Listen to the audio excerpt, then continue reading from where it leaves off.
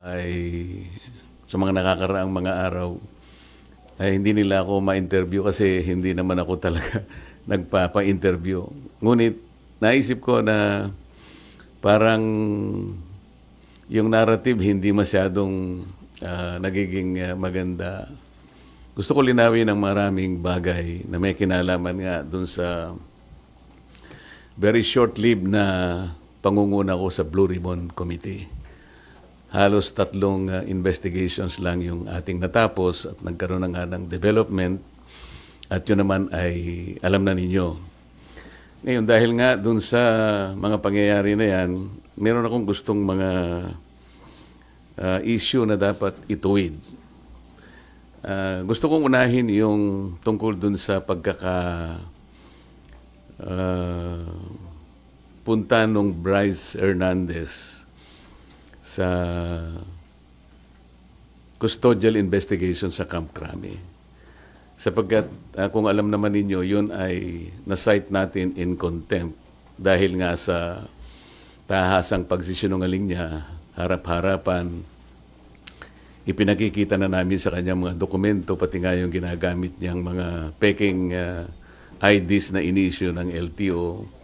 Pero ganun pa rin ang pagkakatanggi-tanggi niya. Napilitan kami na i-contempt siya at nailagay nga siya sa custody ng ating Sergeant at Arms. Kalaunan po nung ako po ay mapalitan na bilang chairman ng Blue Ribbon Committee, ay bigla nga pong hiniram yata si Bryce Hernandez ng ating House of Representatives. Ngunit nalaman ko na hindi naman siya ibinalik sa dating legal custody na dito nga sa ating Senado. Ang tinatanong ko po sa ating Senate President, naging kondisyon naman ang pagpapahiram niya yung madalian at ligtas na pagbabalik kay Bryce Hernandez pagkatapos ng hearing. So tinatanong ko lang naman po siya, bakit naman nanatili siya sa custodial center ng Camp Crame? Ang sagot po niya, alam na rin po ninyo, yun ay request ng Speaker ng House of Representatives. Na sa tingin po namin ay hindi naman yata tama sapagkat ang legal custody nga ay sa Senate. Ang sabi ko ay mukhang may sablay doon sapagkat muna yung kondisyon na ibinigay mo hindi tinupad. Pangalawa, kapag yun ay pinanatili mo sa Quezon City, sangayon na rin sa kanyang declaration, natatakot siya na pag ibinalik siya sa Senado, manganganib ang buhay niya. Parang binibigyan natin ng credence. Parang pinaniwalaan natin siya. Sa mga tweet, pagka siya'y nagsasalita rito sa Senado, parang hindi siya pinaniniwalaan. Pag nagsalita siya sa House of Representatives, tiwalang-tiwala ng kanyang sinasabi, puro totoo. Samantalang, puro kasinungalingan din naman ang kanyang sinabi. At nung kami magkaroon nga ng konting huddle nung bumaba siya sa session hall, sinabi ko sa kanya, Mr. President, dapat naman sana nakonsulta mo naman ako kung siya ay tuluyan mong ilalagak sa pangangalaga ng custodial center ng Quezon City. Bakit ko naman gagawin? Sabi niya, ako naman ang Senate President. Nakalimutan po niya na meron po tayong tuntunin sa Blue Ribbon Committee. Ito po ay nasa Article 6, Section 6, Paragraph C ng rules ng Blue Ribbon Committee. Kailangan po malaman ninyo. Ang sinasabi po ron, yung witness na cited in contempt may be ordered to be detained in such a place as may be designated by the committee alone. Meron pong option doon or with the concurrence of the Senate President. Sa mga tweet, yun lamang designated place by the committee alone, sapat na yun Kaya ko sinabi, dapat kinonsulta mo ko. Kaya lang, sabi niya, napalitan ka na Bakit pa kita kukonsultahin? Hindi po Nung kinumit niya sa Quezon City Custodial Center, na-monitor ko sa bilyonaryo at sa ibang mga pahayagan, Inquirer, mga 2:15, 1:30 to 2:15 p.m. ang nakalagay sa mga dyaryo. For the record, nung ako po napalitan is about 5:24 in the afternoon. So ako pa rin ang chairman. So gusto ko lang linawin yon. Ang pangalawa po rito ay yung aking sulat sa DOJ na bilang nananatiling chairman noon ng ating Blue Ribbon Committee, nirekomenda ko po na siya ay makapag-apply sa Witness Protection Program. Sangayon po sa Republic Act 6981. Kasi po sinasabi rin po sa Section 4 na sinasabi na sa kaso ng legislative investigation in aid of legislation, yung witness po, upon his express consent, ay pwede siyang ma-admit into the program upon the recommendation of the Legislative Committee where his testimony is needed. So yun po yung aking ginawa. Ibig sabihin, lahat po ng aking ginawa na aksyon ay naaayon naman sa batas na umiiral. Provided that the recommendation is approved by the Senate President. Hindi nga po niya inapprove, kaya po yun ang tinanong ko sa kanya noong September 9 na po yata yun na nagkaroon kami ng session. O September 10 na po yata yun. Ang sabi niya, kaya hindi niya inapprove, nabasa niya yung sinabi ng SOJ na kinakailangan ng mga diskaya. Ibalik nila yung kanilang nakuhang hindi kanila. Yun ang magiging policy ng DOJ para sa ganon ay ma-approve yung kanyang aplikasyon under the WPP. Nagtaka nga po ako kung bakit ganon ang sinabi ng ating SOJ sapagkat linggo, isang araw bago pasimulan natin yung pangatlong investigation, nagkausap po kami. Pati yung kanyang deputy undersecretary, ang pangalan ay Jojo Cadiz. Nakausap ko yun ng mga ilang araw, siguro Biyernes hanggang Sabado. Sinasabi ko sa kanya yung maaaring merong lumabas sa mga contractors na kasangkot dito sa aming pag-iimbestiga sapagkat nagpapadala sila ng feelers na maaaring may magsabi and they will come into the open. So I was looking at the possibility of granting them provisional immunity. Ang sabi naman nung Yusek Cadiz, mabuti po kanya i-repair ko rin sa ating SOJ. Sabi ko, tama-tama yan. Hanggang sa araw nga ng linggo, nagkausap kami personal. At tahasan niyang sinabi sa akin, pwede yan, sabi niya sa akin. Alam niyo naman, si Secretary Boying Rimulya, matalikong kaibigan yan, matagal kami nagsama sa House of Representatives. So pinanghawakan ko yung kanyang sinabi sa akin.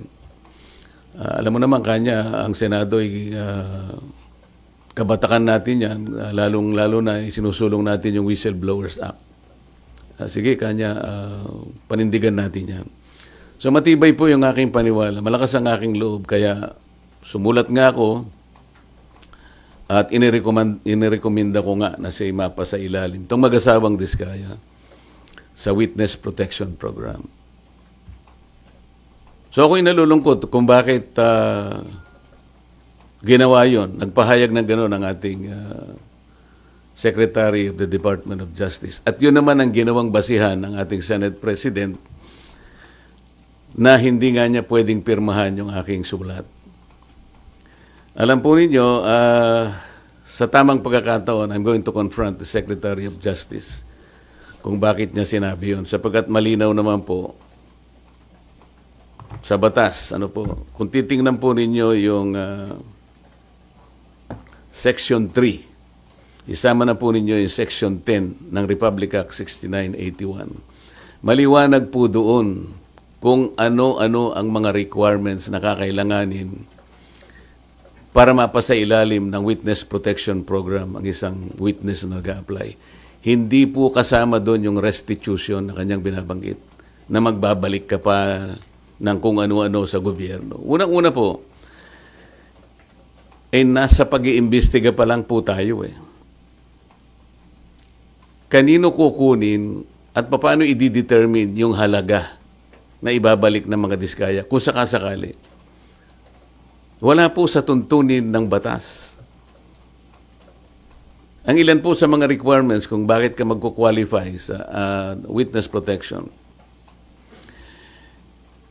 Iyon pong offense na kung saan kakailanganin ng testimony is a grave felony. Ito po kasi ay naharap nila dito kung sakasakali ay plunder. So grave po yun eh. Yung testimony po ay substantially corroborated in its material points. Sinasabi ng mga diskaya, meron po kaming dokumento eh. Dapat sana tuntunin nila. Meron po kaming mga ledger. Hindi naman nila inahanap kung nasa ng mga ledgers. Dapat yun ang tanongin nila sa mga diskaya. Ang miyembro niya, siya o ang miyembro ng pamilya up to the second civil degree by consanguinity or affinity ay nasa threats, tinatakot. Maaari silang mamatay. Maaari silang puwersahin, takutin. Ito po yung mga requirements lang eh. At hindi siya law enforcement. Sa Section 10 ay sinasabi rin ang walang ibang direct evidence na maglilink sa mga iba. Kung kakailanganin mo ang kanyang testimony, isa sa requirement yun eh. Na sila they are not the most guilty. At hindi pa sila na-convict ng krimen involving moral turpitude. So makikita po ninyo rito, yung restitution na sinasabi ng Secretary of Justice, na yun naman ang pinagbasihan ng Senate President, hindi po kasama sa requirements para lang ikaw ay makapag-apply under the Witness Protection Program. Bakit po bumaligtad ang Secretary of Justice? Ngayon po, sinasabi ni Senate President, nagmamadali daw po ako na mabigyan sila ng Witness Protection Program. Yun po yung sinasabi ng batas eh. Pag hiningi nila with their consent, sapagkat nanganganib ang buhay niya, hindi ka magmamadali. Ilalagay ko po ba sa kamay ko ang kaligtasan ng mag-asawa na yun? Sila po ay nagkusa, gumawa ng salaysay. At kung malalagay ang kanilang buhay sa alanganin, sa peligro, sa kamatayan, hindi ko hihintayin na dumating yun. Gagawin ko yung katungkulan ko sa ilalim ng batas. Kung sinasabi nila nagmamadali ako, maaaring nagmamadali ako sapagkat yun ang kailangan para sila'y mailigtas. Okay. Sir, kaya nyo ba siya ini-apply sa Witness Protection Program? Sa tingin nyo ba, nagsasabi ng totoo yung mag-asawang Diskaya? Kasi may mga observation na parang selective ang kanya lang pinangalanan yung samantalang year 2016 pa, as early as 2016, nag-DDPWH projects na sila, pero parang wala siyang pinangalanan doon sa... Yung tanong mo kung pinaniwalaan ko, yung kanya mga sinabi. Kaya that's beside the point eh. It's not for me to render judgment doon sa kanyang sworn statement. Iyon ang kanyang sworn statement. At sinabi niya roon na nanganganib po yung buhay ko namin. Dahil sa lumabas po kami na ganito. At bukod doon, bago siya gumawa ng isang sworn statement, minabuti ko para masiguro ko na talagang voluntaryo ang kanyang gagawin. Sabi ko sa emissary niya, pasulatin mo sa akin kahit na handwritten note na talagang voluntaryo niyang gagawin at kung bakit niya gagawin yon. Nasatisfy ako doon sa kanyang sulat. Kaya sabi ko, sige, sabihin niyo sa kanila, gumawa sila ng sworn statement. Hindi para sa akin na i-judge yung sworn statement. Ito will form part of the proceedings na pagdating ng araw, ito ay gagamitin po ng korte. Mahaba pong proseso ito eh. The Senate President already rendered judgment doon sa sworn statement. Dapat hindi po ganun eh. Wala po kaming karapatan husgahan ang sworn statement ng isang taong gustong magpahayag ng kanilang saloobin, may kinalaman sa pag-iimbestiga nito. Pero sir, yung decision nyo na gawin siyang state witness... Hiningi po niya yun. At nasa batas po na kinakailangang ibigay sapagkat nanganganib nga yung buhay niya sang-ayon sa kanilang pahay. Nakikita ko rin po, sa tahanan nila, pinagbababato sila. Ano po ang gagawin ng isang chairman ng Blue Ribbon Committee? Sir, nakonsulta daw po ba yung mga miyembro ng Blue Ribbon o yun ay sariling decision nyo, sir? Paano kung kukonsultahin? Hindi ko nga alam kung maglalabas sila ng sworn statement. Nung ibigay nila sa akin yon, gabi ng linggo, nung makuha ko yung in a sealed envelope, wala na akong pagkakataon na bigyan ko ng kopya ang aking mga kasama. So dahil magsisimula ng alas 9, doon ko inihayag yung sworn statement. Hi, sir. Sir Mean po from TV5. Sir, I Yes, need to ma'am. ask this, ha. Kasi yung sinasabi, kaya daw po ang bilis ninyong inirekomenda maging state witness, nagkaayusan na. Would you want Sino to po comment? nagsabi nun? Sir, yun yung mga nag-circulating among netizens, sir, nung time na lumabas yung letter na... Sana po merong nagsabi talaga kasi mahirap mag-speculate ng ganun. Nilabas, nagmadali po ako. Ako po, sinasabi ko sa inyo ang katwiran ng dapat magmadali. Yun po yung yun po yung sinasabi ng batas. Binasi ko po sa batas lahat ang aking ginawa. At hiningi po nila at sa aking palagay po ay nanganganib nga sila sapagkat marami silang binanggit na mga pangalan at nakikita ko rin naman kung anong ginagawa ng mga tao sa kanilang sariling tahanan. Hindi po ako pwedeng magbakasakali. Ayokong ilagay sa kamay ko yung kaligtasan nila. Kung hindi ko po ginawa, ako po ang nasisi. Baka iba po ang tanong nyo sa akin ngayong umagang ito. Sir, since malinaw at matibay po pala yung sandigan kung bakit nyo ginawa ito, would you seek audience with Senator Ping as the new Blue Ribbon Chair para po makiusap or paliwanag sa kanya ba't kailangan maging state witness yung Discayas? Alam ko po, alam niya ang tuntunin ng ating mga batas. Iyon po ay sinasaalang-alang ng batas. Hindi po ako naniniwala na hindi nila alam. Babasahin lang po nila yung Republic Act 6981. Nandun po yung mga provision. Sino-sino ang pwedeng mag-apply. Ang requirements po, sila po ba ay covered ng mga requirements? Sila po ba ay pasok do sa mga requirements? Alam po nila kung papasok o hindi. Hindi ko na kailangang makipag-usap. Kung kinakailangan, bakit hindi? Ngunit, baka mamaya sinasabi nila, may pinagtatanggol na naman ako. Ang dapat po niyong mapansin ay ganito. Bakit po nila ginadjudge yung sworn statement? Wala pong sino sa amin ang pwedeng mag-judge. Not even the Senate President. Ako nga pwede akong magsabi na baka siya yung may pagkukulang ba't niya ginadjudge. Sapagkat alam ko yung mga Diskaya, kalaban ng pamangkin niya sa politika. Meron akong babanggitin sa inyo na mga ibang pangungusap na ginawa niya na kailangan po nating linawin din. Kaya ito ang dahilan kung bakit ko kayo pinatawag sa isang press con. Ito po mula sa ANC Head Start. Interview ni Ms. Karen Davila about the Blue Ribbon Chairman being a lawyer. Sabi po ni Senate President Soto, there is no such thing as a rule, dapat abogado yun. Abogado ka nga, di ka naman magaling mag-imbestiga, di ba? Chuckles, nakalagay. So useless. Unang-una po ako, wala akong in-insinuate na dapat ang chairman ay abogado. Ito lang ang in-insinuate noong isang babaeng hanggang ngayon hindi makamove on kung bakit ako nanalong senador. Alam na po ninyo yun. Pinipilit po ba nila sinabi ko ito? Hindi ko po sinabi ito.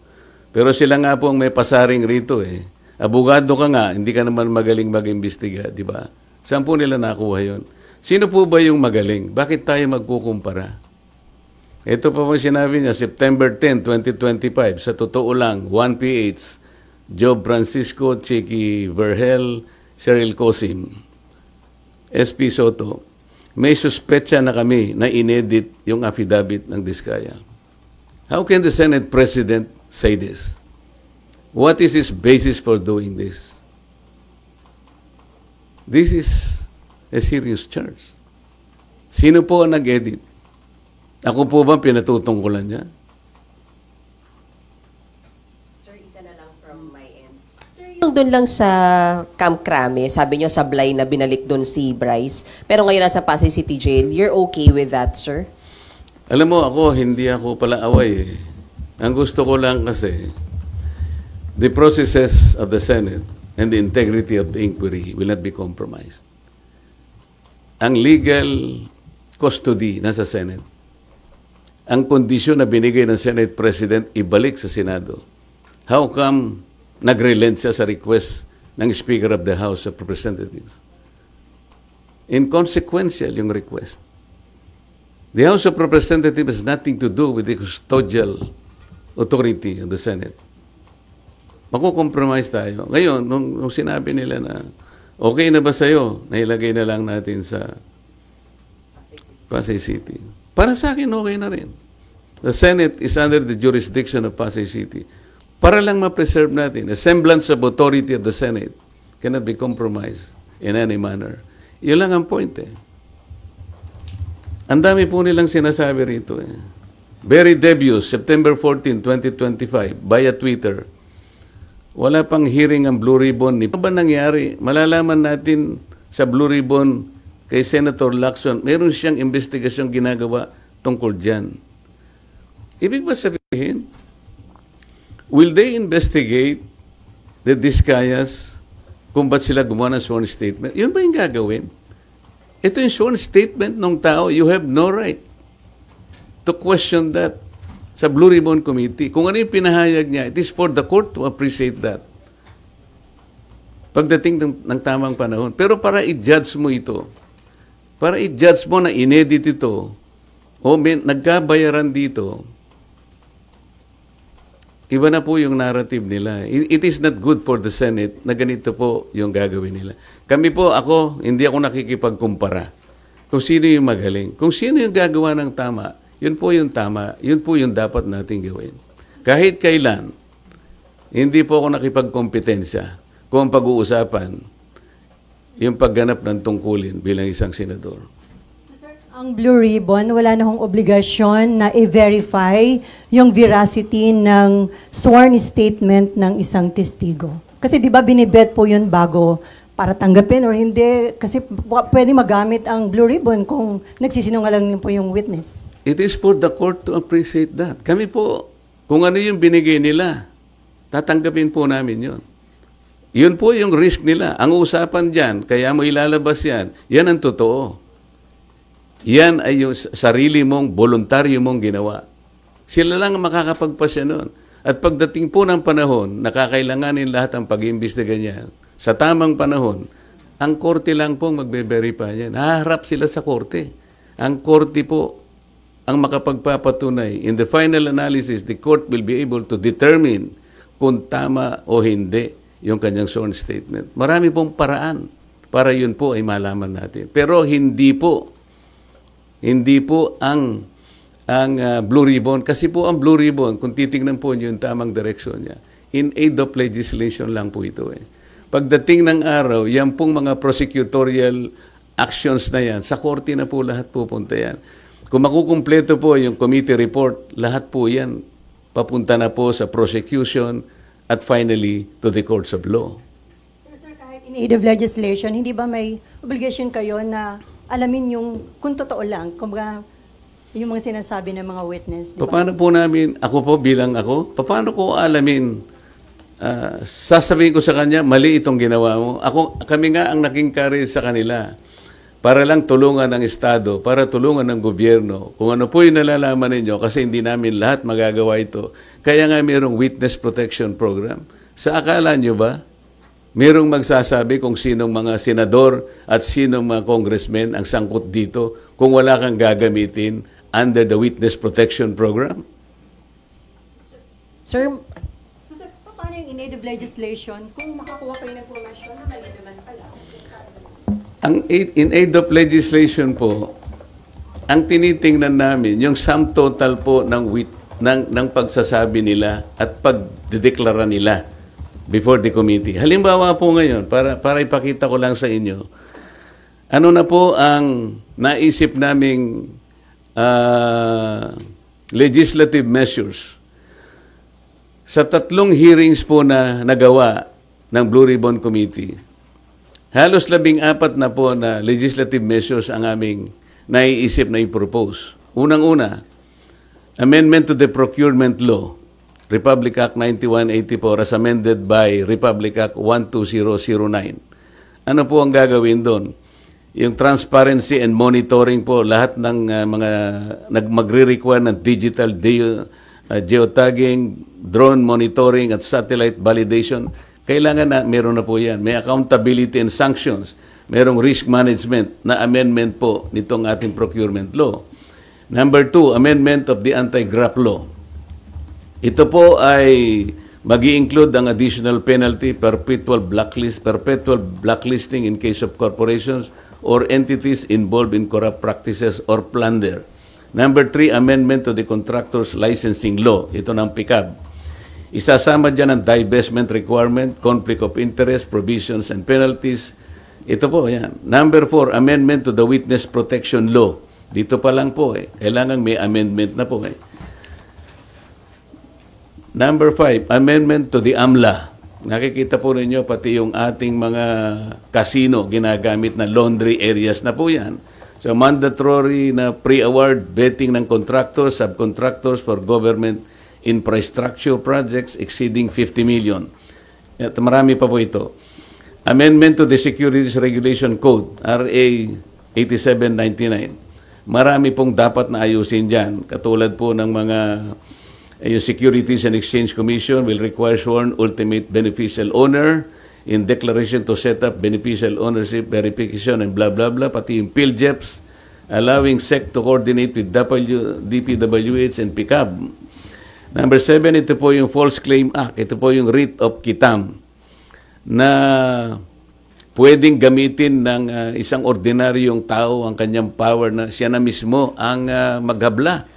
Dahil sa nangyari po na lalong lumaki po yung problema natin sa corruption. Imagine po ninyo, panahon ni Napoles, 10 billion lang ang pinag-uusapan natin. Anong nangyari po? Naging amateur po si Napoles. Ngayon po, 100 billions na po ang kinukulimbat sa ating kabangbayan. Kaya kailangan na po lahat ito. Number 8, Whistleblowers Protection Act. Susuportahan po natin ito. Number 9, Heavy Equipment Registration and Leasing Act. Number 10, kailangan meron po tayong Flooding Integrated Master Plan Act. Number 11, i-amend po natin ang Ombudsman Act kasi wala siyang masyadong ngipin. Halimbawa, i-amend natin ang Section 15 to include recovery or consideration made to any government official or employee regardless of the nature of their position, whether appointed or elected. Ito po yung isa pang maganda. Amend Section 21 that despite exception to the disciplinary authority of the Ombudsman, a recommendation for immediate action shall be made by the Ombudsman to the appropriate Ethics Committee in cases involving members of Congress upon establishment of the sufficiency of the complaint. Kasi sa present law ng Ombudsman, hindi po kasali ang members ng Congress. Number 12, amendments to the Government Auditing Code. Yung COA, dapat, wala pong ngipin ng COA Kung titignan nyo, Presidential Decree 1445, ang sinasabi dyan, kailangan preventive ang audit. Paano kayo makakapag-prevent po ng pagnanakaw sa mga ating mga projects? At sa lahat ng gawain, kung post-audit lahat, na nakulimbat na yung pera. Pagkatapos mag-audit siya, post-audit, sasabihin niya, notice of disallowance. Nakakita na po ba kayo na pagkakataon, o kahit anuman, sa lahat ng notice of disallowance na inisyo ng COA, maliban lang so nag-volunteer na magsoli ng paunti-unti, yung malakihan po na notice of disallowance, meron pa pong napakulong? Meron silang nasingil? Meron po ako na-monitor, 100 billion sa SBMA, naging final and executory, umabot ng Korte Suprema. Final and executory. Hindi pa po nakolekta ng COA hanggang ngayon. Walang kang ngipin-ngipin. Ito po yung gusto naming gawin lahat. After 3 investigations, pati Civil Service Commission po, kailangan po nating i-amend na yung sinasabi na 6713, yung Code of Conduct and Ethical Standards of Public Officials. Halimbawa po yung Section 8. lagyan natin ng provision that the public has the right to know the assets, liabilities, net worth, and financial and business interests of any public official or employee, including those of their spouses or unmarried children under 18. Ito pa po importante dyan. However, public access of these SALN documents remain limited. Sa ngayon, kaya pinopropose natin that the SALN of members of Congress be made available to the public through the official website of the Senate and the House of Representatives. Para sa ganun, makuha nyo na kagad, hindi susulat ka pa. Kung ayaw niya, hindi mo rin makukuha. Very, very limited ang access po ninyo. Pang-14, i-abolish po natin yung River Basin Control Office. Ito po ay parkingan po ng mga pinoplot na mga opisyales na wala namang ginagawa. Isip-isipin po ninyo, 2006 nagawa itong opisinang ito under the DNR. Siya ang dapat mag-integrate ng ating 18 existing river basins in this country. Wala silang nagawa kahit isa. Puro pangwawaldas lang ng sweldo. Nagsusweldo na walang ginagawa. Ito po yung gusto namin gawin. After 3 hearings, 14 na po ang measures na naiisip namin na dapat nating isulong para sa ganun itong mga nangyayaring ito. Kahit papano, ma-address na po nating lahat. Sir, may sinasabi po si Senator Ping na imbes na WPP, why don't we consider legislative immunity daw po muna para pwede pa rin mag-tell all the Discayas and other witnesses pero hindi magagamit to laban sa kanila. Sayang naman yung batas, di ba? Ba't natin ginawa yung batas kung hindi natin? Okay lang yung sinasabi niya, pero ito batas na ito eh. Wala namang kasiguruhan yung legislative custody. Samantalang ito batas na umiiral, ba't hindi natin paganahin?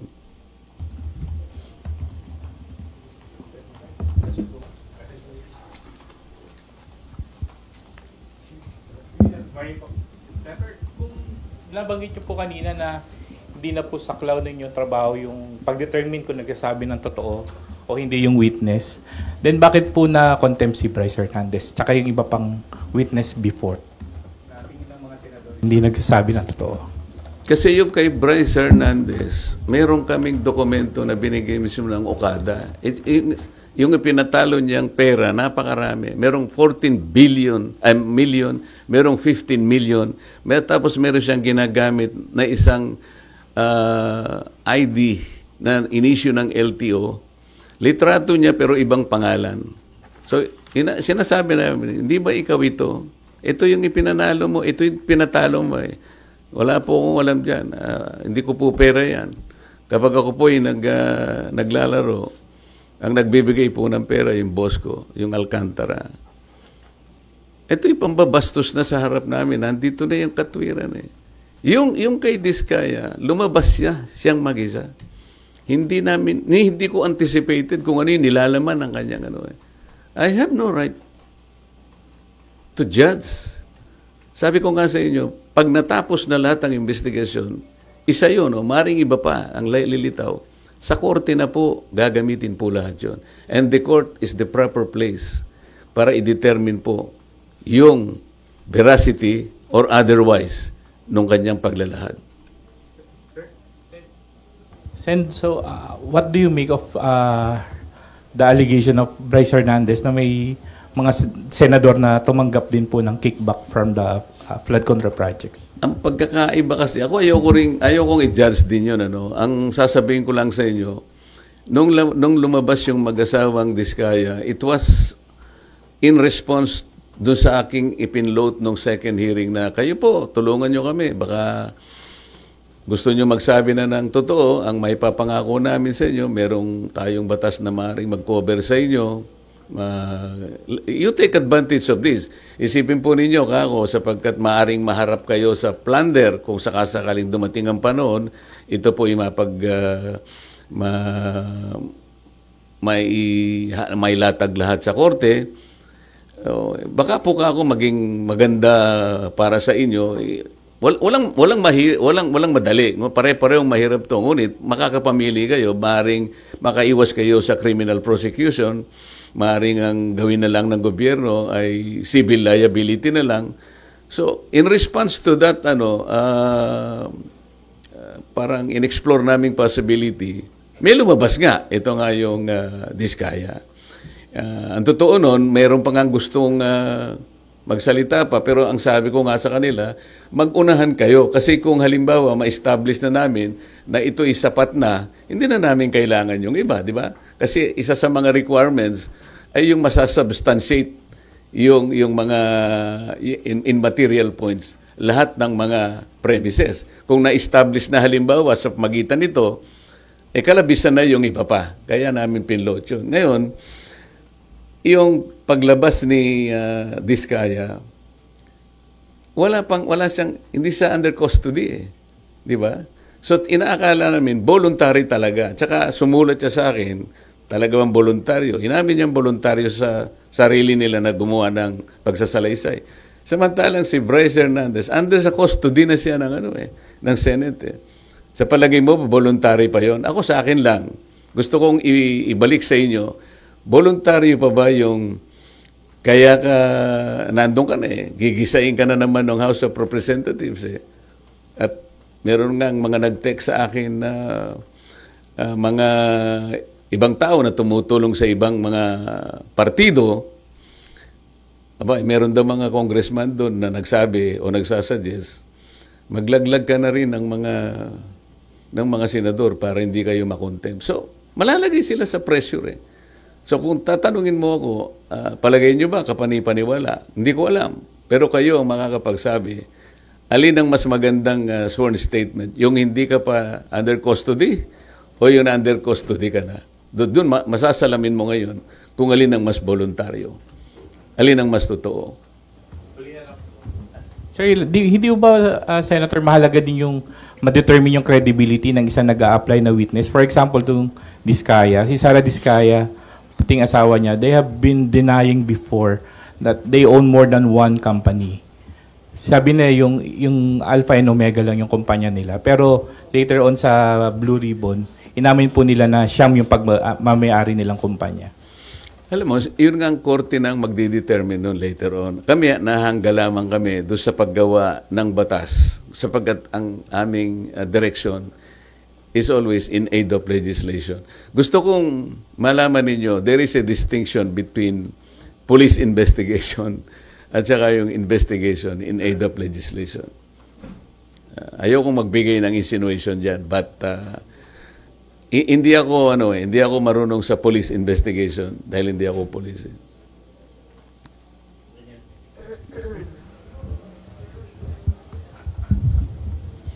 Hi sir, Daniel po from PTV4. Yes. Sir, ano po yung any thoughts lang siguro or nilook forward nyo doon sa tinayo po na Independent Commission for Infrastructure? Ateneo, ano yun? Independent Commission po. Yung ICI? Wala naman akong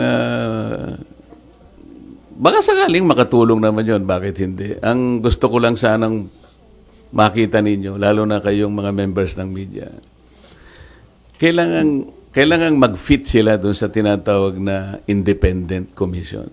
Sino yung magiging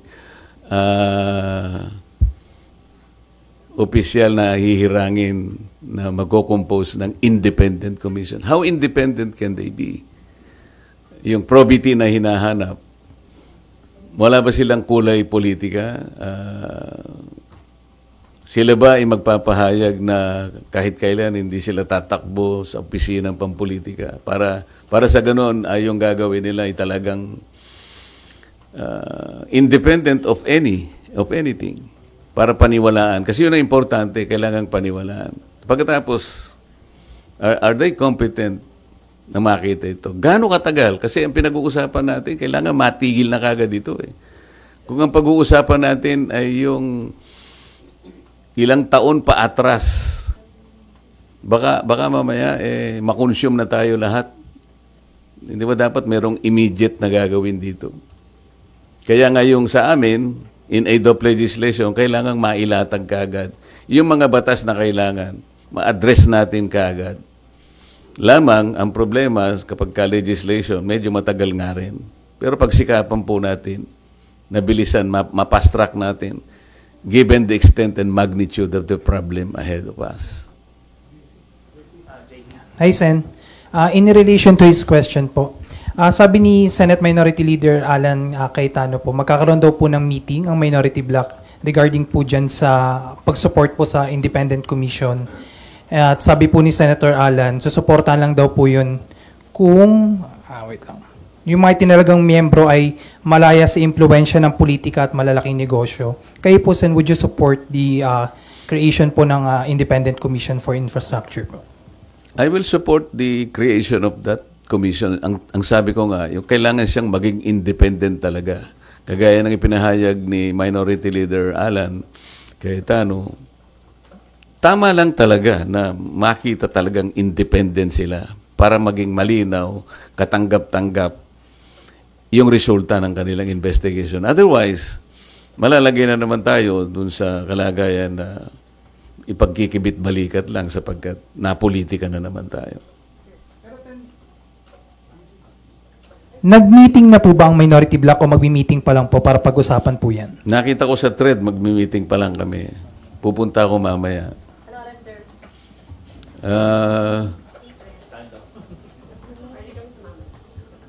Parang lunch yata eh. Pero quick lunch lang siya kasi kailangan namin makabalik dahil may session, hindi ba? Sir Mav Gonzalez po, GMA. Sir, may we get your comment lang po, ibabalik na daw po sa Senate si Bryce. Ano ka mo? Ibabalik na po sa Senado si Bryce. O, hindi maganda. Talaga naman dito siya dapat eh. Sir, what do you think prompted this? What do you think prompted this po? Hindi ko alam. Baka naisip nila na talagang dapat sa Senado talaga.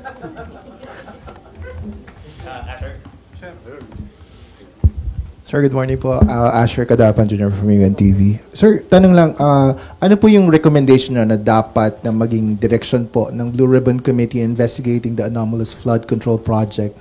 Nakausap niyo na po ba si Senator Ping about it? Ano yung huling tanong mo? Nakausap niyo na po si Senator Lacson about it? Direction po lang. Kailangan ba kaming mag-usap? Kasi sila nga yung nagsasabi na mali daw ang direction ko. Baka sila yung tama yung direction. Tingnan na lang natin, di ba? Hindi ko kasi alam kung bakit sinabi ni SP Soto na tingin namin mali yung direction. Marami raw dissatisfied sa mga kasama namin. Sino kaya yung kasama namin dissatisfied? Baka si House Speaker Romualdez lang ang dissatisfied doon sa paraan ng aming pag-imbestiga. Sabi ko nga sa inyo, committee investigation is not police investigation. Hindi yung nag-iimbestiga na pagkatapos meron pang separate investigation. Sa aking palagay ay hindi sana nangyari yon. Merong lugar dito, meron sa Arayat, meron sa Nauhan, Mindoro, meron sa ganito. Bakit pa isa-isang ganon? Ano ba yun? Meron ng Blue Ribbon Committee. Ba't kinakailangan magsagawa pa ng individual investigation ng bawat isa sa amin? Meron naman kaming Blue Ribbon. What does that suggest to you? Kasi sa House of Representatives na kung saan nagtagal ako, pagka yung isang subject matter tinitake up na sa committee, wala nang nagpe-privilege speech. At least sa House of Representatives. Sa Senate siguro, baka wala namang rules na gano'n. Pero sa tingin ko, kahit na walang rules dito, pagka tinitake up na sa Blue Ribbon Committee, I think the common decency requires na wala na dapat yun. Kasi parang nagpapaligsahan eh. Hindi maganda. Sen, last lang na po sa akin. Bukod po sa pagkompronta, sabi niyo kay SOJ Remulla, meron po ba kayong ibang mga plano pang gawin to pursue providing protection sa mga diskaya, or are you still going to pursue it? Yun lang ang alam ko kasi yun ang nasa batas lang eh. Kasi baka kung meron pa akong gagawin, sasabihin nila, kinakatigan siya o inaapoyohan. Ayokong isipin ninyo na meron akong kinakampihan dito. as chairman, kailangan maging neutral ka eh. Alam mo yung problema ko nung nag-hearing ako sa Blue Ribbon? Ang problema ko, yung mga kasama ko nga, kung paano ko mamamanage yung time. Lahat gustong magsalita. Walang focus, di ba? Halimbawa, ang tinutukoy ng isa dito, pagkatapos magsasalita yung isa, doon ang tanong niya. So, yun pala yung nakita ko, yun pala yung pinakamahirap na challenge para sa akin. Hindi yung pagtatanong mismo o kung paano mo i-manage ang mga kasama mo. Kasi iba't iba yung pinanggagalingan nila. Kaya kung iisipin mo kung kailangan maging focus kayo dahil kukunti yung panahon, medyo hirap ka pagka yun ang issue. Sir, Mary Reyes from One News One PH po. Over the weekend po, meron pong umuugong na may kudeta daw po laban kay SP Soto. May nagsasabi rin po galing daw po sa Duterte Block yung move na to. Your comments po. Hindi ko naman alam yan. Hindi naman ako chismoso. Pero Sen, wala po bang kuda na labubuo po ba ngayon o may info po ba kayo? Ako wala, baka ikaw meron. Sabihin mo nga sa akin. Chika na lang po tayo. Thank you, Sen. Sir, sabi niyo mahirap yung pag-manage nung kayo ay Blue Ribbon Committee Nakita mo Chair. naman di ba? Yes, sir. Meron kang pinupunto dito. Tapos biglang sasabihin siya, ang pinakamahirap dito biglang may mag-i-intervene. Mr. Chair, may I intervene? Of course, yung papayagan ako. Yun ang marami. Kaya kung minsan may nagseselos, ikaw kanya, hindi ka naman fair salita na salita. Paano mong gagawin? Nang intervene ito, papayagan pagkatapos, tapos yan naman, nandun pa siya rito. Naku, hirap ka talaga doon. So, sir, nakahinga ba kayo ng maluwag na hindi na kayo yung chair? Or would you have wanted to stay as the chairman of Blue Ribbon po? Yung una mong tanong, nakaluwag, talagang lumuwag. Nung ako'y pinalitan na, yung paghiga ko sa kama, nakatulog agad ako So, ayaw nyo na rin, sir? Or would you have wanted to stay, sir, as the chair? Siyempre, kung ako yun, mandato yun ang tungkulin natin. Hindi naman tayo umaatras sa tungkulin. Diba?